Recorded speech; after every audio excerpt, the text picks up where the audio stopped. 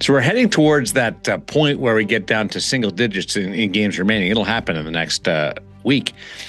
Is there a team that you think has the most pressure on it at this point, this stage of the National Hockey League season, either to lock down their division like Colorado or just to get in like the New York Islanders?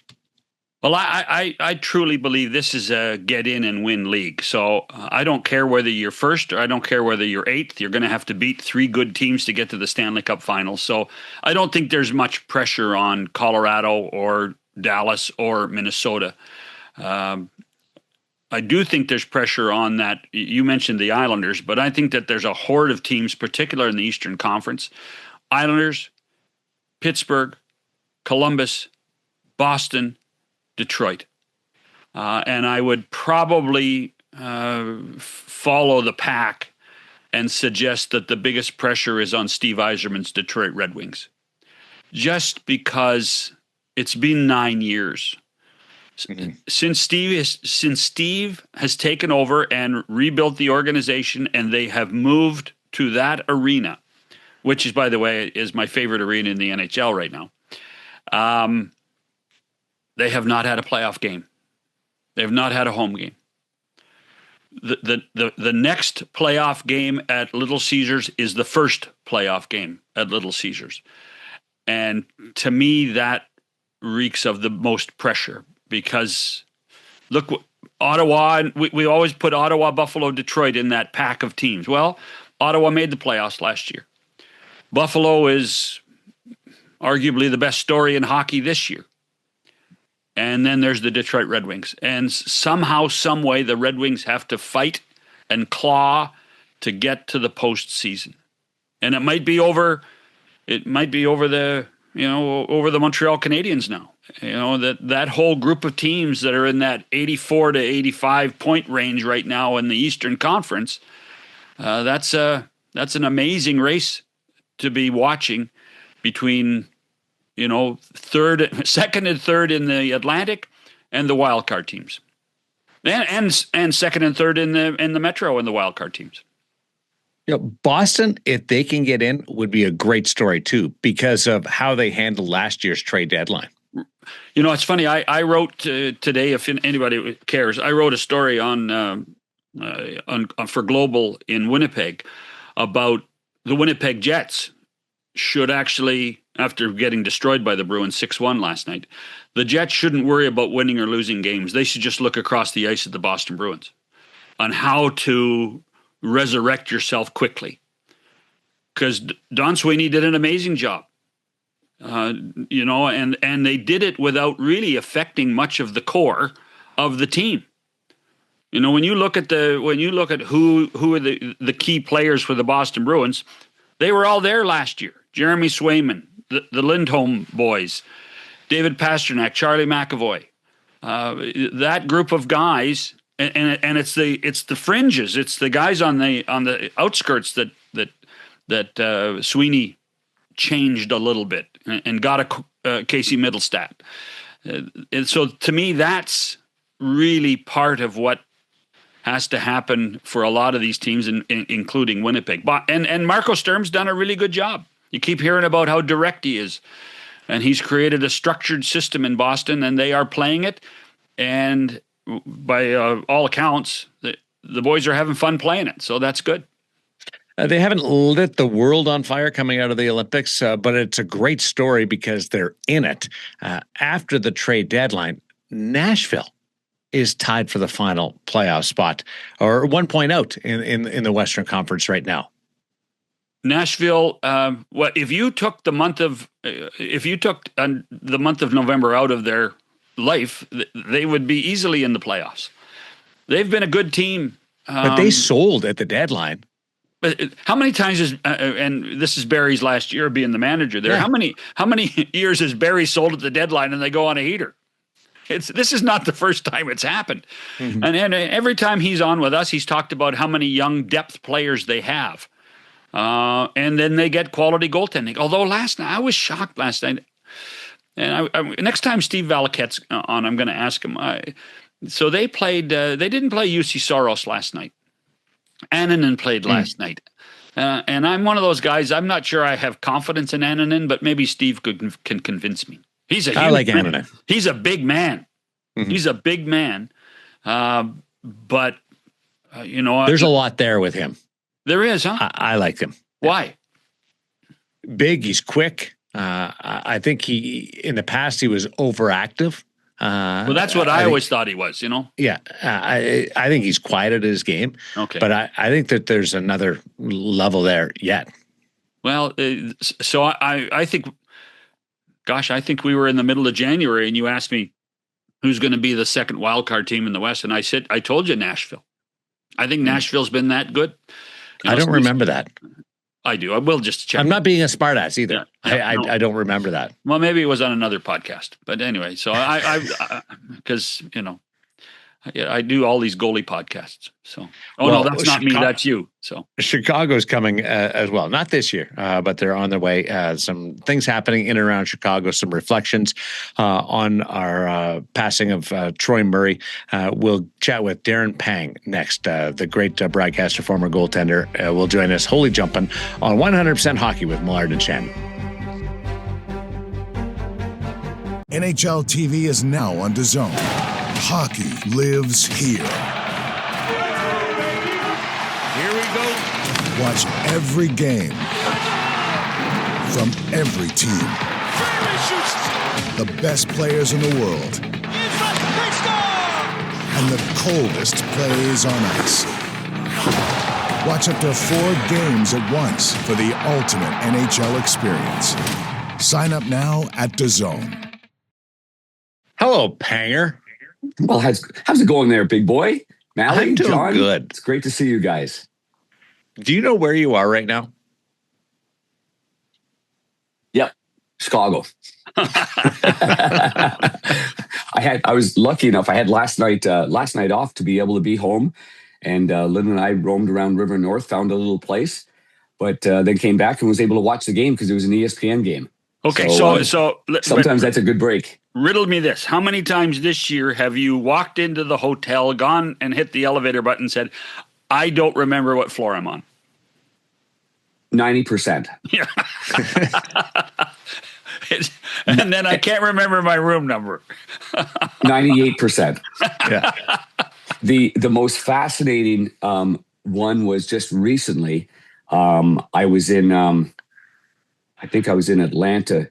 It was just shortly after Troy Murray passed away, and I look at my room. and I'm 1919, and I couldn't believe it. So I wasn't going to forget that one. That was so. I went and played golf in Vegas, and I saw Daren there, played with Shane Knighty, and I played with Gary Lawless and a buddy of mine, Craig Conley, and I got off the first tee, and I walked back to the cart. And I literally, it was my first day off in a bit. I was relaxed. I was, still, obviously we're going to mourn Troy for a long time, but I fired up a cigar, had myself a transfusion, and I went back to the cart and I looked there and it's number 19. I nearly fell over. Like it was like, whoa. So anyway, I've had some good number 19 moments. And if every one of my floors were 19, I'd be a happy camper because I won't forget it. How about that? For people outside Chicago, I've been lucky enough. I mean, I spent a lot of time in Chicago over the years. But for people outside Chicago, can you explain what Troy Murray meant to the franchise and what Troy Murray seemed to mean to everybody in the organization and his teammates? Yeah, I guess you take your most beloved, not your most iconic player, not taking anything away from him as a player, but he takes somebody that just did everything. Number one, he had a Blackhawk tattoo, really imprinted all over his body. I mean, everything from playing for the Hawks to the Chicago Blackhawk alumni to be the president to. But how do you explain to people what it was like to go around in every part of the building and have every security guard, have every A2 in our business, every stage manager, everybody just really adore the guy? I mean, how does that happen? What did he do? What was his key? Just a really, I think just a really kind soul. I sat beside him on the plane for, over 2 years, and we'd break down games after the game, and the flight attendant would go by, and even in his sickness, I mean, he was stage 4. There's nothing worse for almost 5 years. And sometimes they'd be so late getting him for food, as an example. And he'd never, he just was never confrontational, and he didn't worry about himself. He always worried about everybody else. So how do you ask another franchise, like, who is that person in your franchise? And maybe if you have that person in your franchise, maybe really appreciate them. I don't mean to be more, but before they're not there anymore. Because I think that's the sad part, is that all the adulation and everything that was said about Troy afterwards, it's like, man, why not in the living years? Like, why not everybody say that? Because he wouldn't want you to do it. That's why. No, he wouldn't. You are exactly right. He'd want no part of that. Yeah. And that's whether you're on the golf course and you've got, the golf pro, or you've got somebody serving you drinks, or you've got somebody else. He's just a real kind guy. And at the same time, I try to explain people, he could be shoe checking you. He could be stealing your phone. He could be changing the language on your phone. He just had this childish immaturity about him that made him so much fun, you guys. And I'm glad, I mean, you guys know Troy, and honestly, you almost feel guilty being emotional about Troy, because it's not me, it's everybody. Right. It's just, yeah. So take that person in your organization. Take a guy that genuinely is kind, genuinely cares about you, will think about you, will do things, not for the cameras, not for the limelight, not for the pat on the back. He'll just do things that are the right things to do for you in your time of need as well. And that was a pretty good marriage, Troy Murray and Chicago. When you think of Chicago, when you think of other sports, and you think of Ernie Banks and Dick Butkus, and that was kind of Troy Murray. Yeah. I mean, naturally you're going to get Chris Chelios because he's from here, or we had so many other guys. We had guys that were obviously Eddie Olczyk from here, the Granato family from here. But the thing about Troy is, and I remember being called up in 1984. And so being there at training camp and getting to see these young guy, what was he, probably 23 at the time, 22 in his second year, single guy, good looking, roamed around the city. I mean, you went to the lodge, they all knew Troy. You went to there, they all knew Troy. You went there, everybody knew who Troy was, because he was one of those guys that he was a downtown Chicago guy. And in fact, I think it was Bob Pulford that told a bunch of us young guys my first year in that I made the team full time in '87 to get a place, that I couldn't get a place downtown. I said, why not? He said, well, it's the Troy Murray rule. And I told that to Troy. I said, Troy, why is it the Troy Murray rule? I had an idea. And he goes, it's not the Troy Murray rule. He wanted no part of this Troy Murray rule thing. And I said, well, Paulie said that to me. And he said, well, Mark Bergevin and I might have gone out a couple of times too late, and then showed up at practice, and maybe we weren't at our best in practice, and maybe we were told to leave the ice a couple of times, or else we'd get hurt. And I said, "Oh, I guess that's it."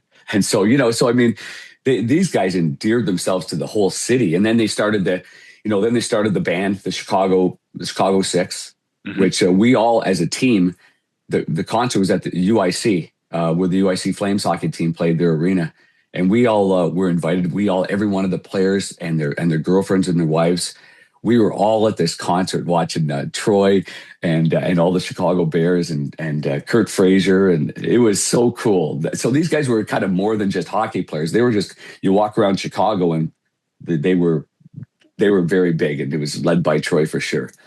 And you're right about that. Yeah, Troy was. For sure. If I walk downtown, even the last couple of years that I was here, and I went into Gene and George Eddie's, and there's a bartender named Goody. I said, Goody, I think a buddy of mine's going to come in. Troy Murray walked through the door, and the guy's like, Troy Murray, are you kidding me? He had a great reputation. Great man. What's jumped out at me is all the stories and the recollections of Troy. Nobody talks about hockey. and he was a good player. Really good player. Like, hockey's so far away from the connection to Troy Murray that it fascinates me. Didn't want to talk about himself. About Troy Murray too is John like, said, but the other thing about Troy is that so he's from St. Albert, just outside Edmonton, and there are 2 arenas named after famous hockey players in St. Albert. One is Troy Murray, and the other is Mark Messier.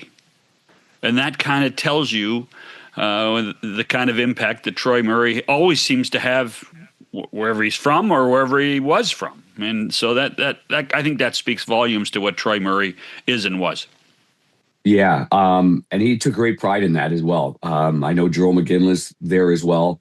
Colton Parayko, he couldn't wait to meet Troy when I introduced him the first time, because everybody that grew up there in St. Albert knew about the legend of Troy. And I think he got flown. There's a fella here in Chicago named John Miller. Obviously, John Miller's a famous golfer. John Miller is a great alumni of DU of Denver. Mm-hmm. He's a dear friend of Rocky Wirtz's and the Wirtz family, and a real confidant here. Real good superhuman guy. And he always gave to Troy about being a North Dakota, North Dakota. That Anyway, but he did such a charming thing for Troy. A couple of years ago, when it didn't look like Troy was going to be able to get up to North Dakota, because he's got a statue there, if I'm not mistaken, in North Dakota. Wow! And whatever they did for Troy there, this John Miller, he's got himself as a couple of planes, and he's a real kind man to be able to share his good fortune in life. And he made sure he took Troy up there, and got him up there at a tough time for Troy, and made sure. And the people, so we're talking about St. Albert, but the people of North Dakota, oh my God. I mean, geez, this guy, just legendary status. And, we know about the bond with Jonathan Taves and both number 19s in both North Dakota. But the one thing that Troy would talk about was the Team Canada gold medal team, that it was at the time, he was made captain, and he was the first collegiate player to be named captain of a Team Canada World Junior team that didn't play in the CHL. And wow. It went against the grain, and there were many that didn't agree with it. But the coaching staff and whoever made him the captain, and I can't remember whoever was in charge of everything, but and then they end up winning. So, that'll go down for the ages right there. So once a leader, always a leader, John and Daren. And I think that's the bottom line, is you don't have to go around and pound your chest to be a leader. You're recognized, I think, the minute you walk into a room as a guy that's a leader. And that's that's on and off the ice for him. Like he'd be the same way, and he'd bring people along, and it wasn't some big grand show. It was just all of a sudden we all ended up in the same place as Troy. Captain of the Winnipeg Jets as well. Captain of the Jets, yeah. Yep. When you look at it, the Ottawa Senators, when he was there, he was the one that stepped up and did something the right way about Alexei Yashin's, whatever it was that Yashin was doing. And then Troy told me the story. He got scolded by Yashin's mother. And then, as it turns out, he ended up getting traded to Pittsburgh right after that. But he stood up for the right things, and so then he ended up moving on. Then obviously winning the Stanley Cup in Colorado. A couple of years ago, we went to Cherry Hills. I'd set it up. I called Joe Sakic and I said, "Listen, Troy's feeling really good. We're going on a bit of a tour here, and we're going to play some golf." And so we played golf in Colorado, and sure enough, Joe Sakic, he was there. Not only was he there with cigars, and he just had the greatest time playing with Troy. We got this great picture sitting there afterwards at Cherry Hills, and Troy just loved that one. Wow, that is something. And when you think about it, and Daren, you talk about not talking about his hockey. He was one of the guys that was a victim of playing hockey in the 80s in the Western Conference, in the Campbell Conference. Yes, that's very true. You know what? We all lived that. Is that the Blackhawks were good. The Blackhawks were a really good team, except so were the Calgary Flames, and particularly the Edmonton Oilers. So every time the Blackhawks got to the conference final, you got no chance. And Troy was a big part of those teams. Yeah, he had to go up against the big ones, boy. He had to go up against the big ones. We weren't, I know with Wayne, that's a tough assignment, but he did great. Even when he won the Selke Award, like the year before that, the year after that, he was just that good. And then he was feisty. He could skate. He had hockey sense. He kept up with the play. He was one of the first guys that I remember reverse hitting. Like Peter Forsberg got a lot of credit for that. But I try to tell people, I said, the first guy was definitely Troy, especially when Keenan made all the forwards wear those Donzi shoulder pads. Do you remember that? Yes. Remember that, and how big they looked like shoulder football. pads. It looked like football. The players hated it. They did. They just absolutely hated it. But they're like, well, and this is a good lesson in equipment. Like Troy Murray had the regular Cooper shoulder pads like everybody else did. Denny Savard had the regular Cooper shoulder pads. And then all of a sudden these big Donzi shoulder pads showed up in the room. They put them on.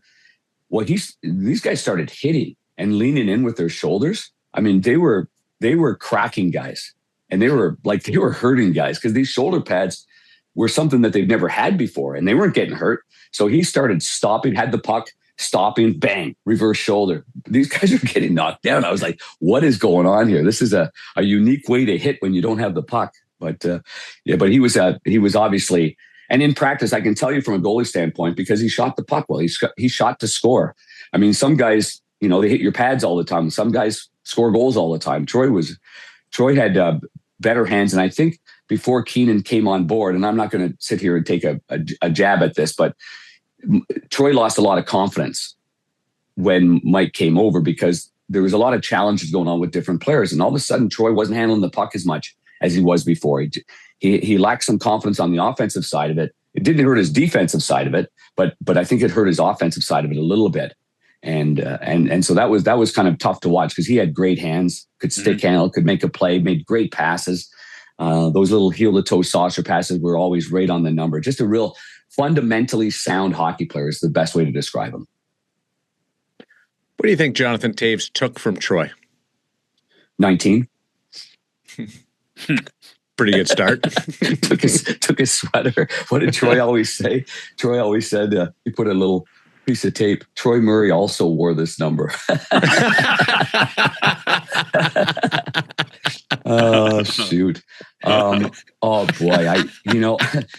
I think it was fascinating that and very fortunate for Taser to be not only beloved in North Dakota, being a Canadian kid, being a leader himself. That was a quiet leader, but just coming to Chicago, being a young player, and I don't think people realize the mentorship that a broadcaster can have, more so than maybe even a coach, because a broadcaster isn't associated with the coaching staff. They're not showing you the negative clips or the positive clips. They're not in the room. It's not every single day of listening to them.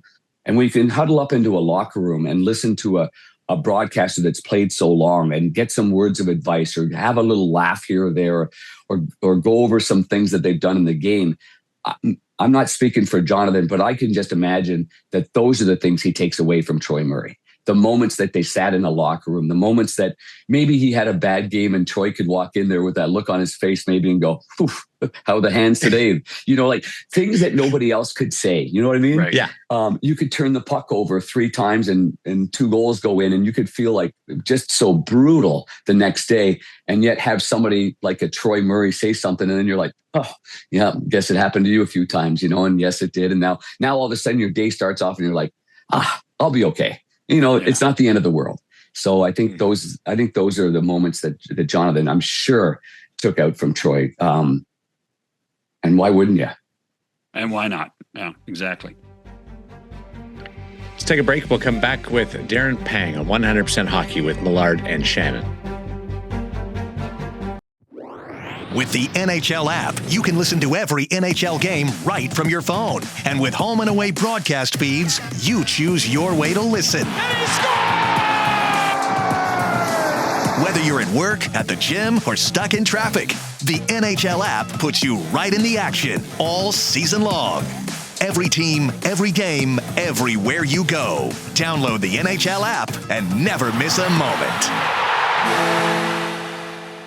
What do you think, Panger, is going through the minds of the teams that had comfortable playoff leads for either for first place or playoff positions, and now they're being chased down right now? I'm thinking like Colorado or the Islanders that have been in all year are out as we speak right now. How do you handle that? Well, I mean, part of the process, I would have to think that if you're an experienced club, that you're not going to get rattled, you're not going to get phased. I think for the inexperienced clubs, I'd say stop playing the standings and play hockey. Stop with the standings, stop with the lines. And I'm sure there's some coaches out there that would like to take the standings right out of the hands of all the players, because you get magnified on the line. For some of those teams that expectations are being in the top three, you're looking at that and you're comfortable. You're in the top three. And then next thing you know, you wake up the next morning and you're looking up and you don't see the top three. And then you look down, you see the other division, and then you just go down and you see, holy smokes, like this is not good. And then there's maybe a little bit of a different panic that sets in. I think that would be the toughest part, is coaching the players in the present. So then what do? You I think you've got to break it down myself into 5-game segments, or, really narrow down your focus. 14 games, I believe, is probably the average of everybody right now. Maybe there's a few that have 15, maybe there's some that have 13, if I'm not mistaken. And so you can't look at that 13. You can't look at the strength of schedule. Here's who we're going to play. Oh my goodness, we're finishing the season at Colorado, at Dallas. You get that anxiety and you get that heart going a little bit, and then you're not focused on your game. So I'd say shorten everything up and do the best you can for that, because it's got to be really tough. Let's look at some of the teams you're talking about. The Colorado-Dallas one, I think we assumed that was going to be a battle all year long, and then Colorado went away with it, and then it was a Dallas-Minnesota battle. Now it looks like Dallas is taken away from Minnesota, and Minnesota still is in no danger of anything anyway.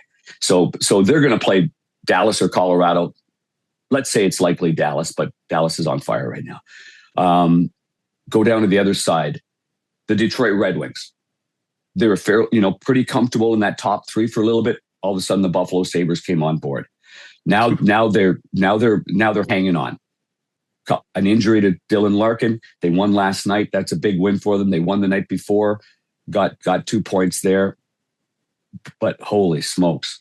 What do? You lean on I think you lean on your coaching staff. You lean on right now. You lean on what do we have to do? What did we do last night? And that's it. And I would say that's the best way to describe it. You've the young players. Do those teams carry the burden of the teams before that haven't been in, like the playoff drought?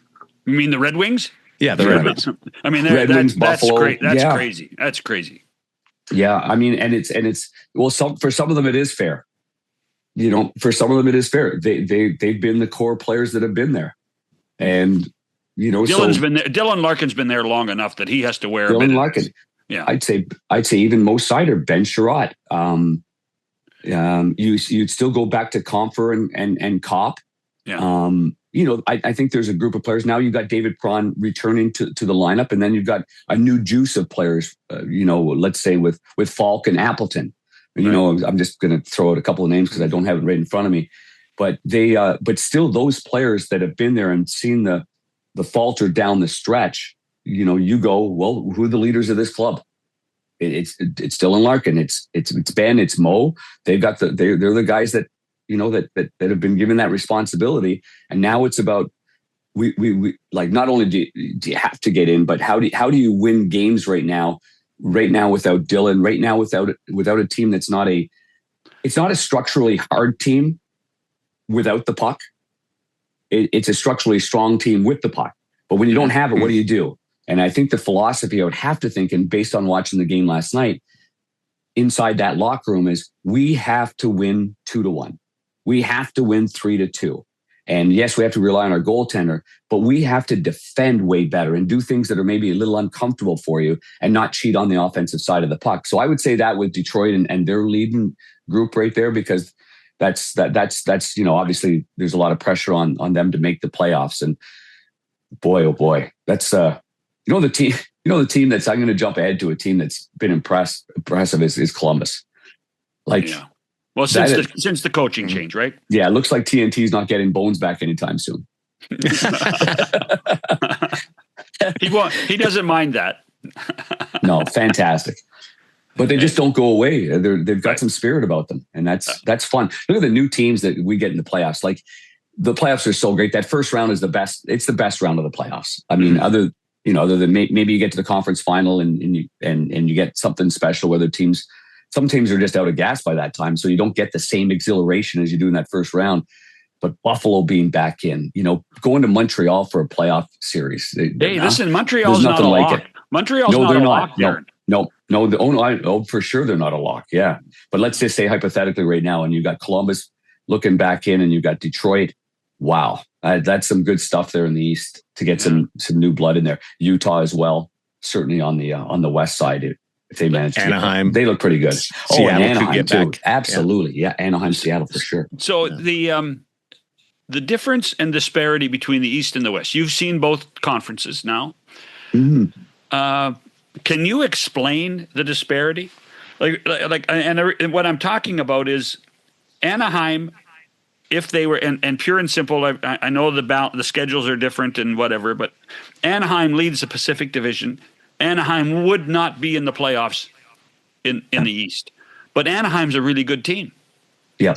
So can you explain how this has happened that we have so much on the surface? It looks like so many more stronger teams in the East. Yeah, top heavy in the West. Top heavy. With those three teams. The three teams. So I'll go top heavy and then definitely middle heavy.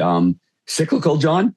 Yeah. I mean, cyclical. I mean, I think we've seen this with the East. Amount of, just the amount of games maybe extended into overtimes and shootouts.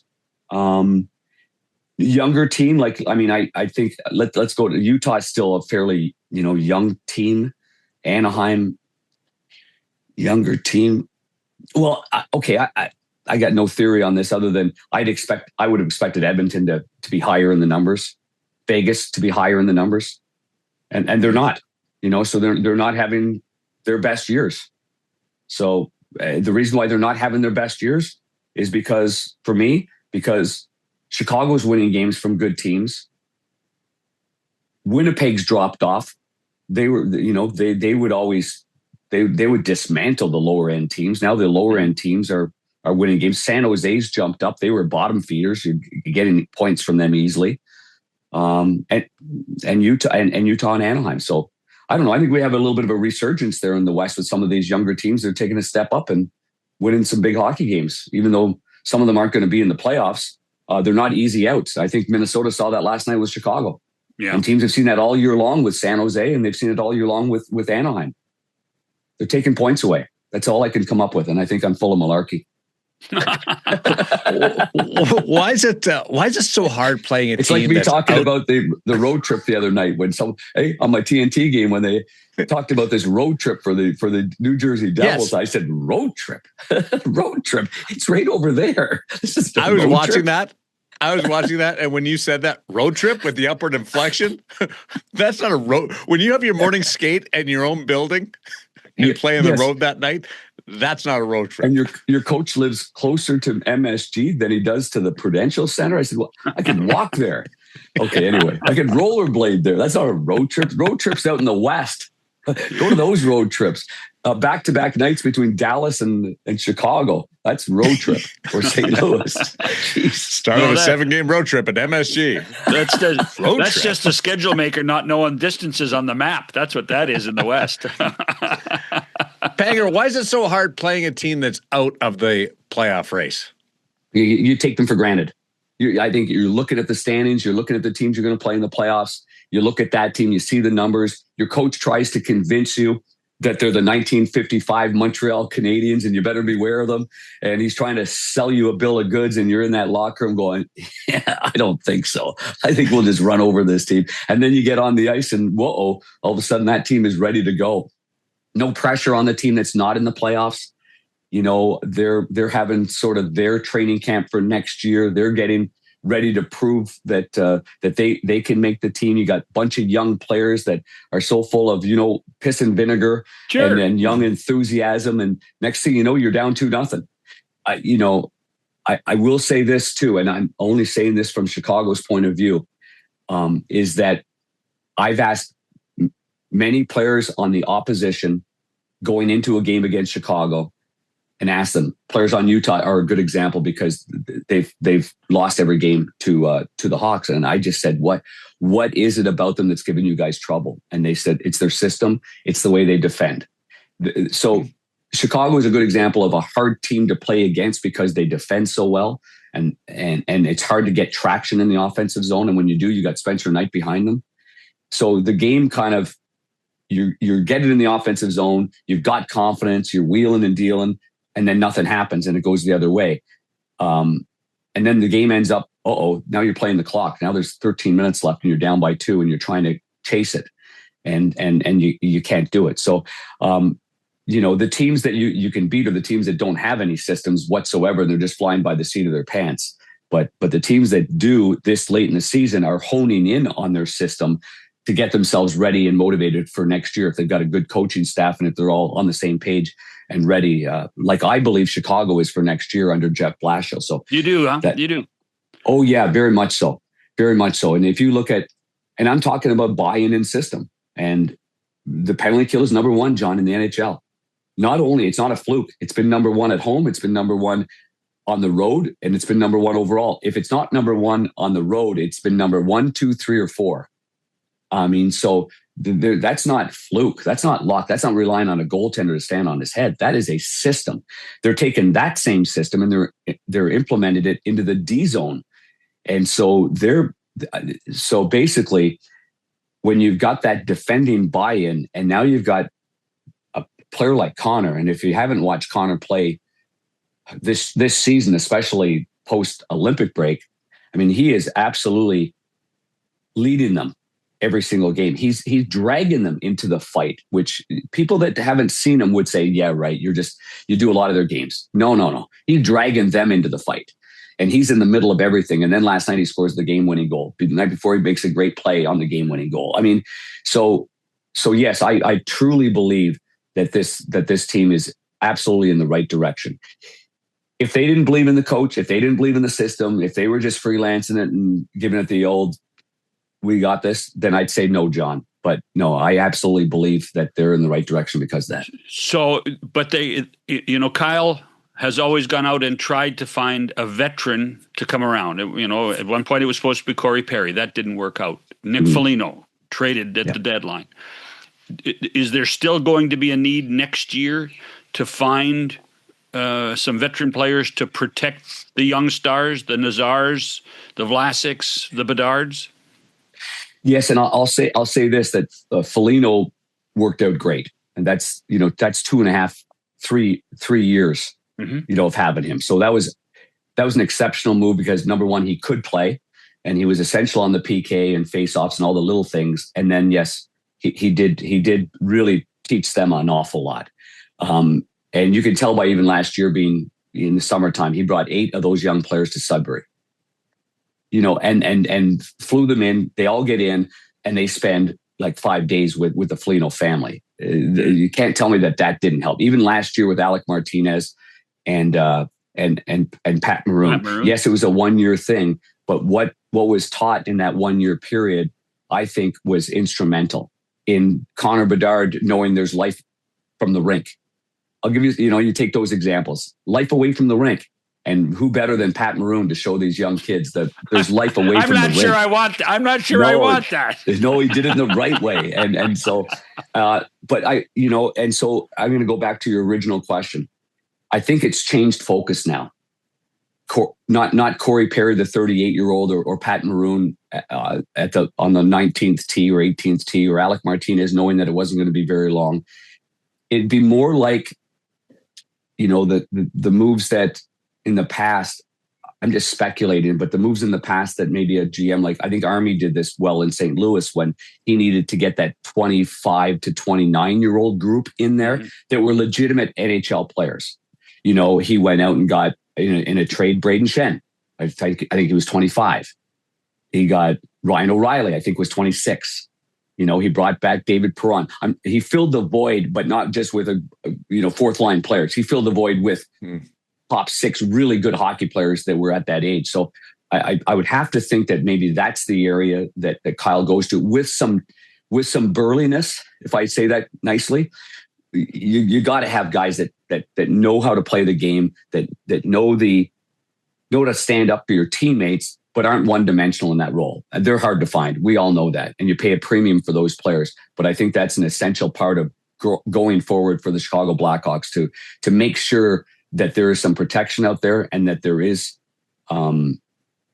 there's some backing going on while you're on the ice. So yeah, I would say so.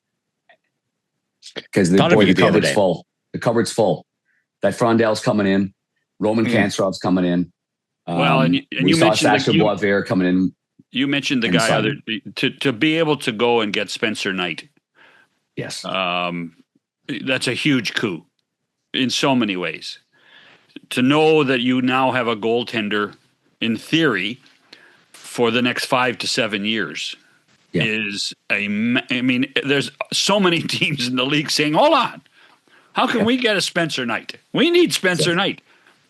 And it's a hell of a trade, bud.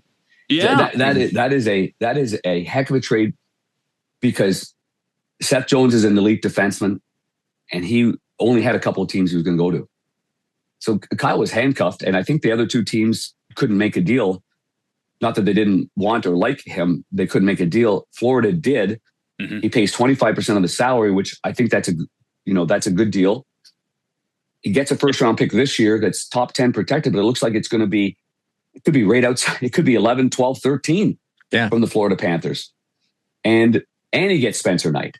So it was a good deal for both teams. Florida wins the Stanley Cup. They get a great guy and player in Seth Jones. But the Blackhawks, yes, you're right, John. To get a goaltender like Spencer Knight, and who knows what happens with this pick of Florida's this year or next year. But that's a valuable commodity.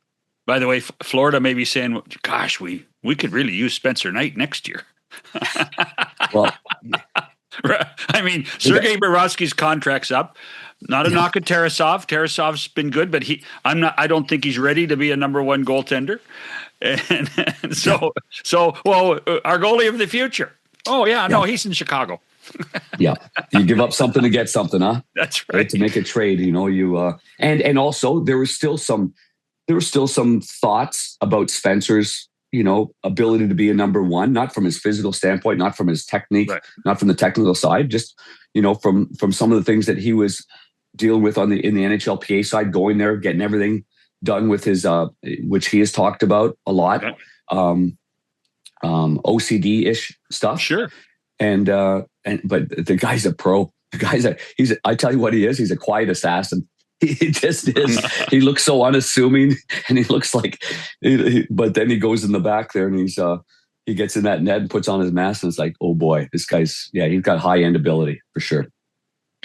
Your name popped into my head the other day. I was reading NHL.com, and here comes the New York Islanders report that Semyon Varlamov is back practicing or around the team after double knee replacement.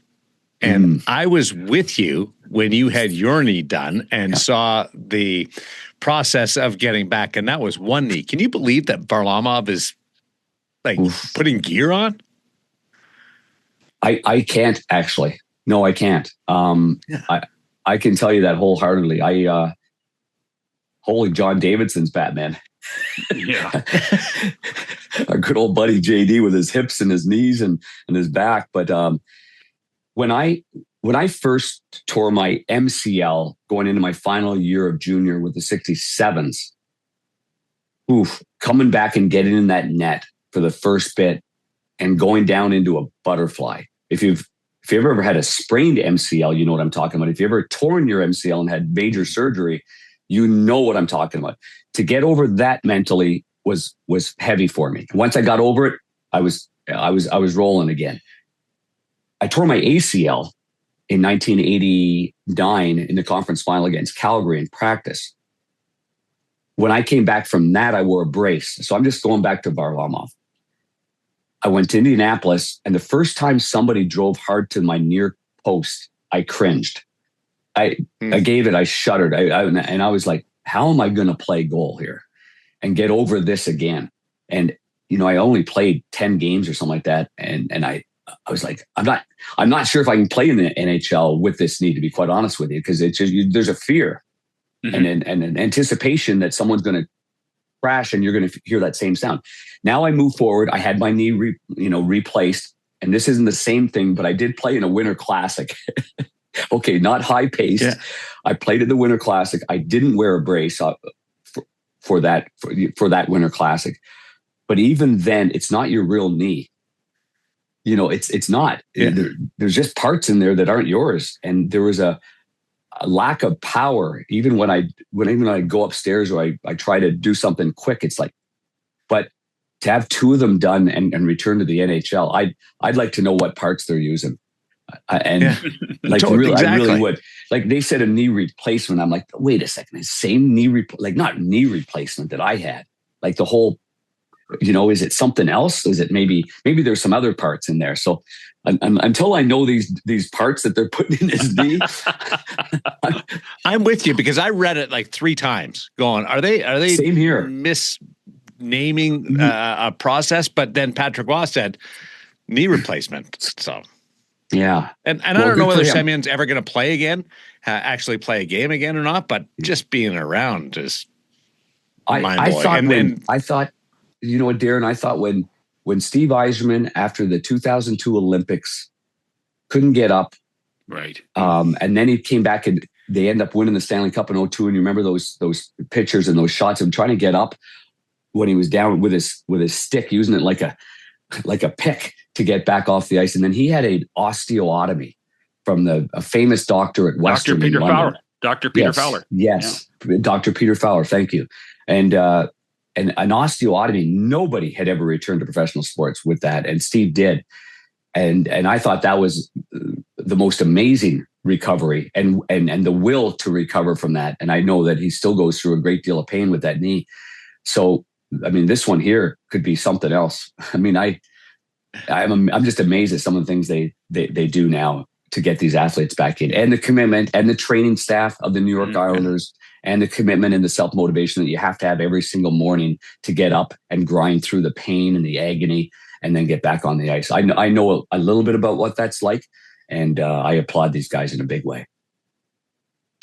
Thanks, buddy. I hope you're doing great. Have a good stretch drive here. Yeah, I'm going to have a great stretch drive. I'm really looking forward to it. And I appreciate you having me on, as always. You guys keep up the great work. I know it's a grind for you guys. Next time we have you on, we're going to have your dad on with you. That'd be great. Because I'll get Jerry. Get your dad, Jerry, out in Fernie, BC. Get him on, because he's going to do our Montreal Canadiens scouting report. That would be fantastic. Like from 1957. Oh, no, I mean this year too. So no, he'll have he'll have that one, and he'll tell you that they're the first team to have 2 power play units in the 50s. So yes. Well, and then you know what'll happen is when we post the podcast, Scotty will phone me and tell me that he was wrong.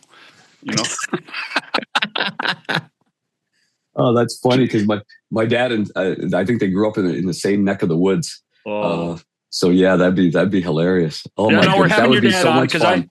I want your dad on, because that scouting report you showed us and all the notes he took on Canadians, I've never forgotten. And when we get to the playoffs, and you've got some playoffs are going to be quieter for you, which is amazing. Yep. Yes, only first 2 rounds for me. Yeah. Only 2 rounds. So we can get your dad on, and we can have a blast. Oh, that sounds really, really good. I'm looking forward to that. I'm looking forward to the playoffs, guys. Hopefully we can catch up then. Right on. Okay, Darren Pang with us on 100% Hockey, which continues right after this with Millard and Shannon. With the NHL app, you can listen to every NHL game right from your phone. And with home and away broadcast feeds, you choose your way to listen. And he scores! Whether you're at work, at the gym, or stuck in traffic, the NHL app puts you right in the action all season long. Every team, every game, everywhere you go. Download the NHL app and never miss a moment. Love the fact that Panger got a night off last night, still went out, and then still watched hockey.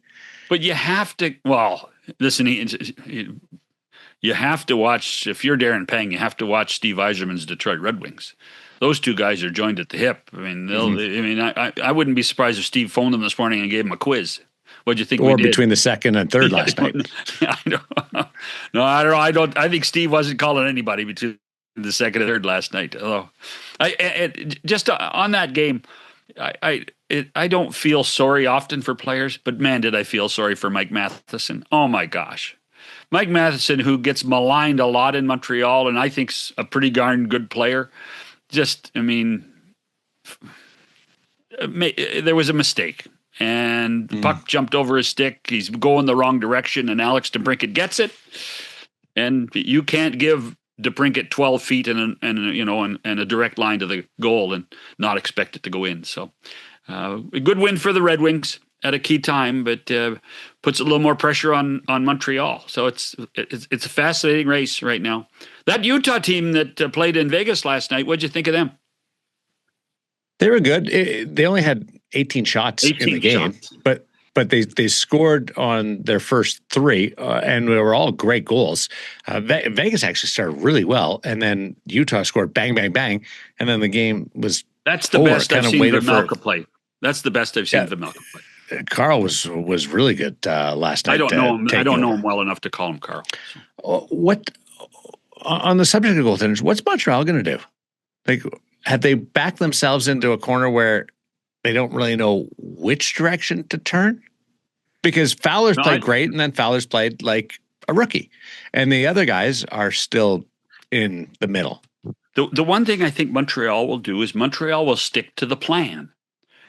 And that is, yes, we're getting better. Yes, our players are improving game by game. Yes, we are competitive. In the end, Fowler will be the goalie of record, maybe even as early as next year. This year. What about this year? Well, I think between now and the middle of April, it'll be Jakub Dobish's goal, his net for the most part. But I would not be surprised. And we've seen this in the history of this franchise. Why not go with Fowler in the playoffs? If they make the playoffs, why not go with Fowler? You have nothing to lose. A memo to the people in Montreal, you're not winning the Stanley Cup this year. So give your young goaltender experience in big games. Get to the playoffs, Fowler and Dobish, and then I would not be afraid of playing Fowler in the playoffs. Well, if that's the philosophy, why is everybody patient with 98% of the other players? What do you mean? If you're going to wait and hold off on rushing players or putting them in the deep end, I don't think they've rushed players at all in Montreal. No, I don't think they're National Hockey League does. Oh, the NHL, but the NHL is a patient league. Jeff Gordon and Kent Hughes have a plan. Marty St. Louis has bought into the plan. Those three guys understand progress in order to guarantee themselves in the modern NHL a team that can be competitive for 5 to 7 years. 30 years ago, you could say 10 years, but the way free agency works and contracts work and the cap works, 5 to 7 years. That's what they're working towards.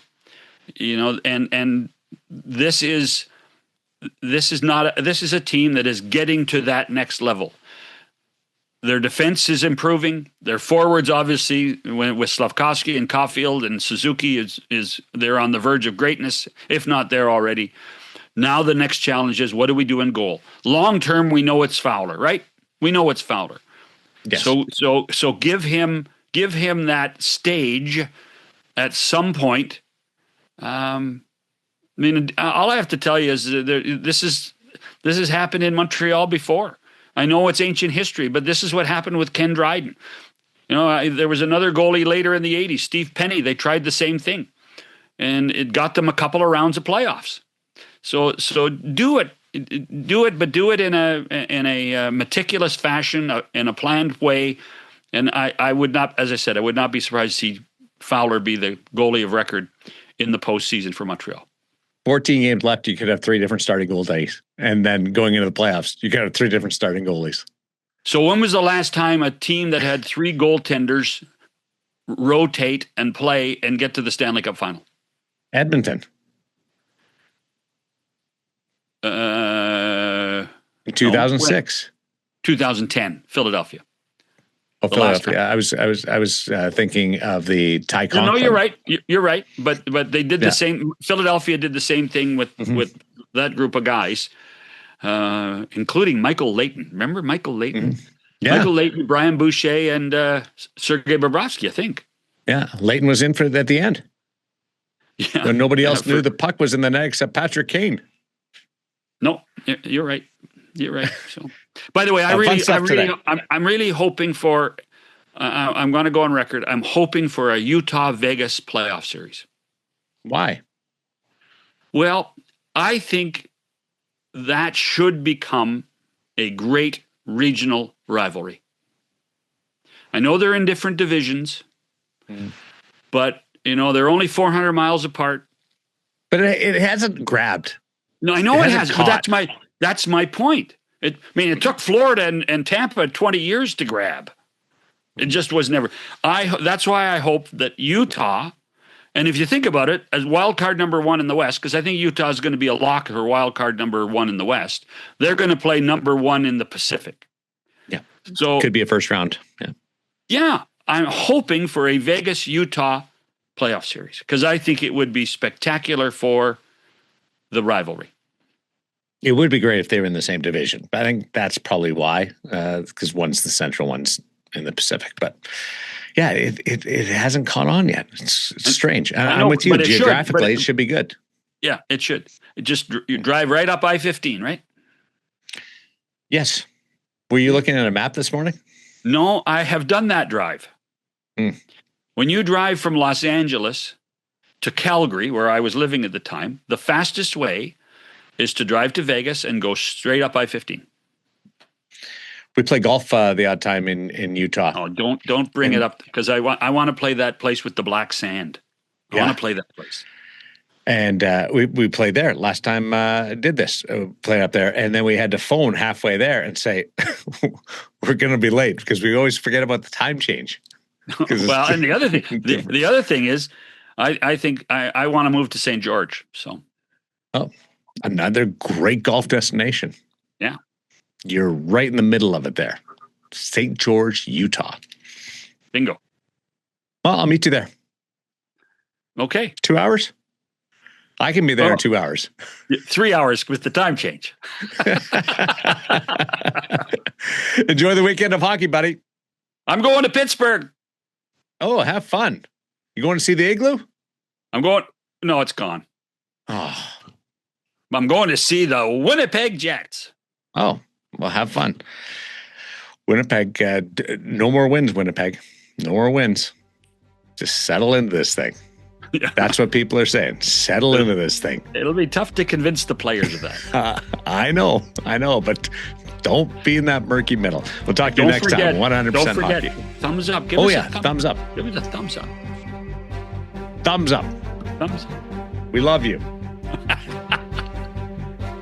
Goodbye. Bye.